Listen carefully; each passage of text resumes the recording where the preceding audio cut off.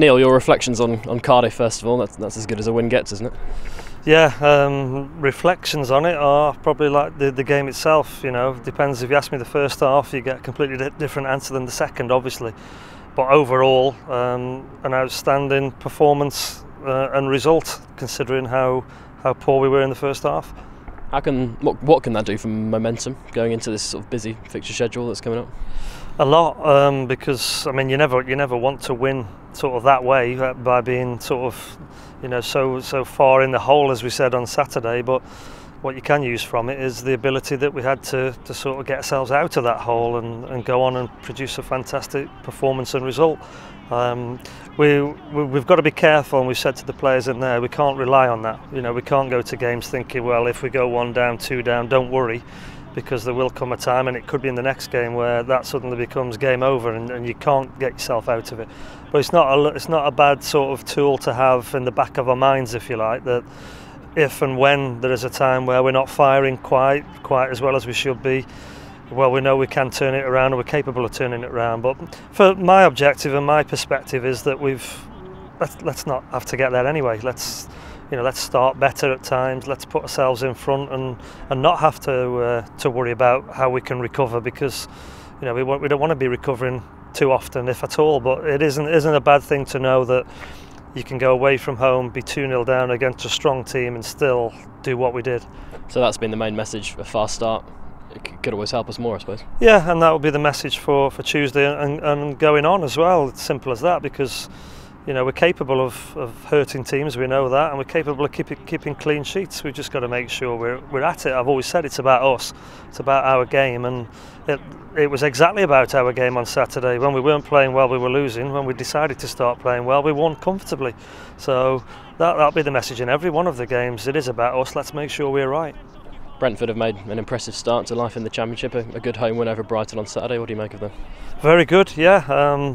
Another team similar to Wolves, and we know what happened with the Wolves game, that were promoted last season, are on a roll and have started really, really well. I was impressed with their manager in pre-season with his comments that people were saying, is it consolidation, is it stay up? And I think his response was, I couldn't go into the dressing room and ask players to just stay up. And straight away that tells me what he's about and what they were about.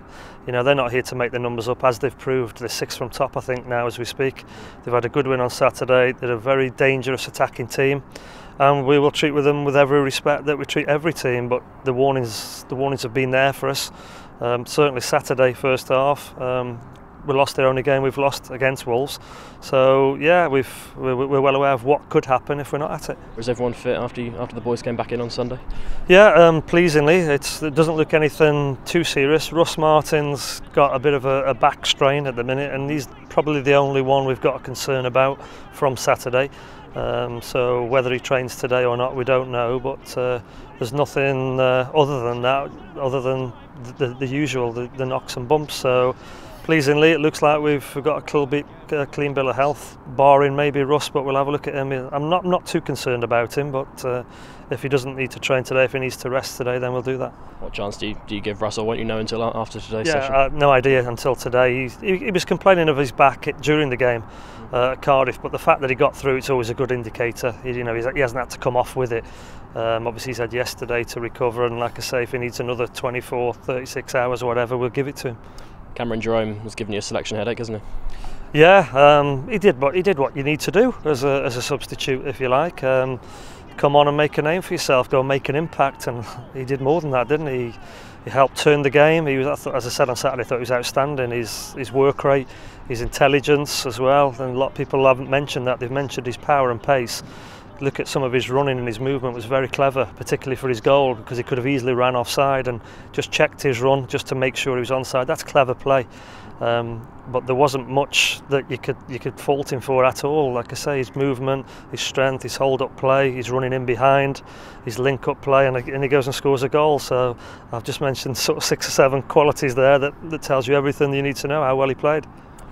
You've said in the past that it takes a brave manager to change a winning team. Are you going to be a brave man, or what do we expect to see? How are you going to get the balance? Yeah, well, like I said, like we do all the time, I won't be afraid at all to change a winning team, and this is the sort of the mentality you need to get at a club, and I think we're getting that here now, that we've got a squad of players, and it's easy for me to say that because I'll be the one obviously that has to tell players that they're not playing.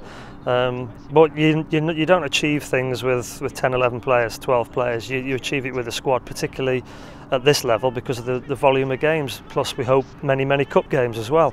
And there will be players that will need a rest. We've got some younger players in the team who will probably think they can play every day and all day, but probably better for them that they don't at times. So you've got to manage the squad, and like I said, there'll be times where, for example, like on Saturday, we went with 2 taller centre backs to try and deal with Kenwyne Jones, and I think we did it quite well at times. Jones was a handful, but we've bought players in, so we sort of changed it, if you like, from a winning run on Saturday.